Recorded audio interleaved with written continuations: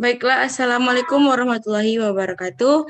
Perkenalkan, saya Siti Ardana Sibuan dengan NIM 2100578 akan menjelaskan tentang program bertipe kelembagaan atau institusional. Baiklah, saya akan masuk kepada materi yang pertama, yaitu definisi. Lembaga adalah aturan di dalam suatu kelompok masyarakat atau organisasi yang memfasilitasi koordinasi antar anggotanya untuk membantu mereka dengan harapan di mana setiap orang dapat bekerja sama atau berhubungan satu dengan yang lain untuk mencapai tujuan yang diinginkan. Lembaga sosial atau dikenal juga sebagai lembaga kemasyarakatan adalah salah satu jenis lembaga yang mengatur rangkaian tata cara dan prosedur dalam melakukan hubungan antar manusia saat mereka menjalani kehidupan bermasyarakat dengan tujuan mendapatkan keteraturan hidup.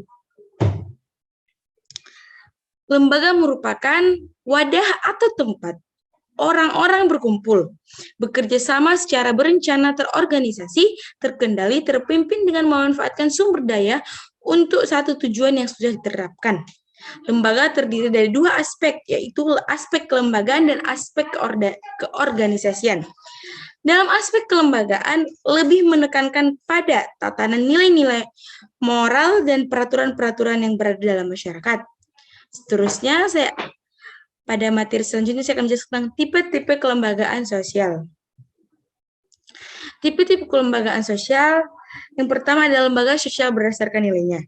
Berdasarkan nilainya terbagi menjadi dua, yaitu lembaga sosial primer atau basic social institution.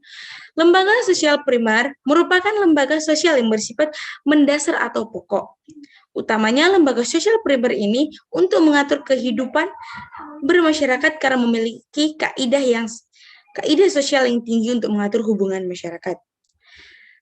Keadilan sosial pada lembaga sosial primer ini ada di lingkungan masyarakat dan dibagi menjadi 4 sesuai dengan kaidahnya, yaitu kaidah agama, kaidah kesusilaan, kaidah kesopanan, dan kaidah hukum.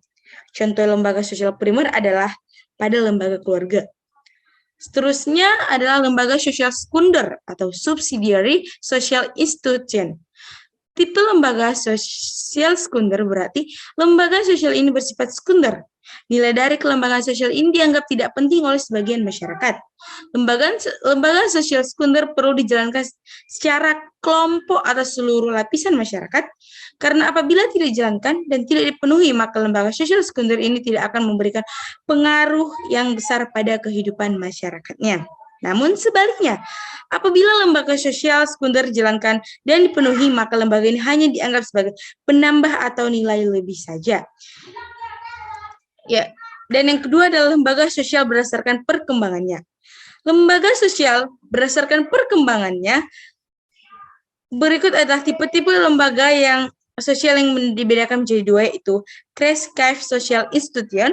Kreisgeist Social Institution merupakan lembaga sosial yang tidak sengaja tumbuh serta berkembang dalam masyarakat. Lembaga sosial ini berbentuk berdasarkan pola perilaku masyarakat yang telah mengalami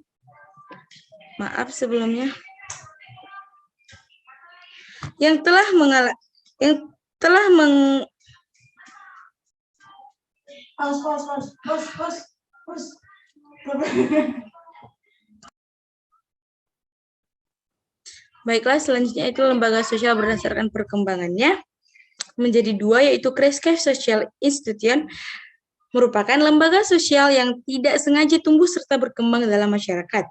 Lembaga sosial ini terbentuk berdasarkan pola perilaku masyarakat yang telah mengalami integrasi kuat dalam kehidupan pada anggota masyarakat. Yang kedua, Enacted Social Institution. Lembaga sosial Enacted Social Institution ini adalah lembaga yang dengan sengaja dibentuk untuk mencapai suatu tujuan. Lembaga ini berawal dari Kreisgeist Social Institution yang dilengkapi dengan struktur maupun sistem sosial yang di dalamnya, contohnya seperti lembaga ekonomi.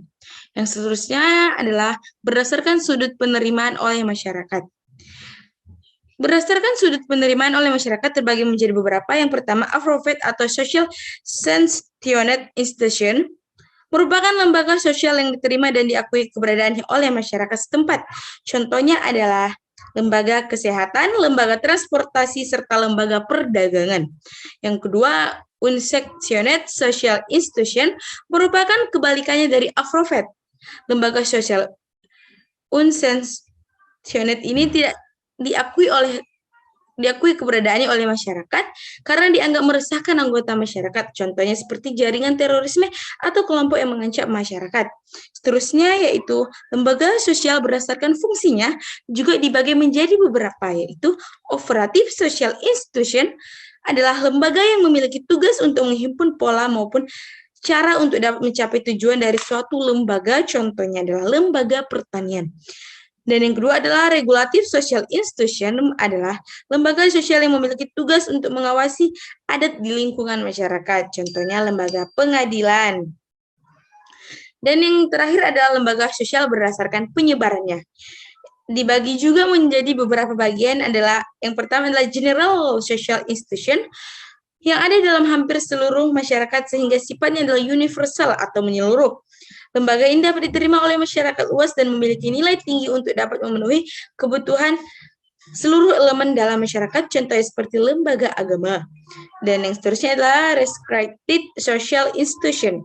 Lembaga sosial restricted ini terbentuk berdasarkan kepentingan kelompok, kelas maupun golongan tertentu yang kemudian dapat membangun suatu ciri khas serta tidak dapat diterapkan pada golongan, kelompok maupun kelas lain. Contohnya adalah lembaga yang menjadi cerminan untuk kearifan lokal di suatu daerah adalah dalam istiadat seperti organisasi pengairan di Bali. Dan seterusnya, materi yang terakhir adalah ciri-ciri lembaga sosial. Ciri-ciri lembaga sosial dibagi menjadi beberapa, yaitu pertama, lembaga sosial memiliki kekekalan tertentu yang berlangsung lama. Yang kedua, lembaga sosial memiliki satu atau tujuan tertentu yang ingin dicapai oleh setiap anggota. Yang ketiga adalah lembaga sosial memiliki sejumlah perangkat yang berfungsi untuk mencapai tujuan yang telah ditetapkan oleh anggota kelompok sebelumnya. Dan yang keempat adalah lembaga sosial merupakan organisasi yang terstruktur serta relatif. Baiklah, hanya itu materi yang dapat saya sampaikan, kurang dan lebihnya saya mohon maaf. Wassalamualaikum warahmatullahi wabarakatuh.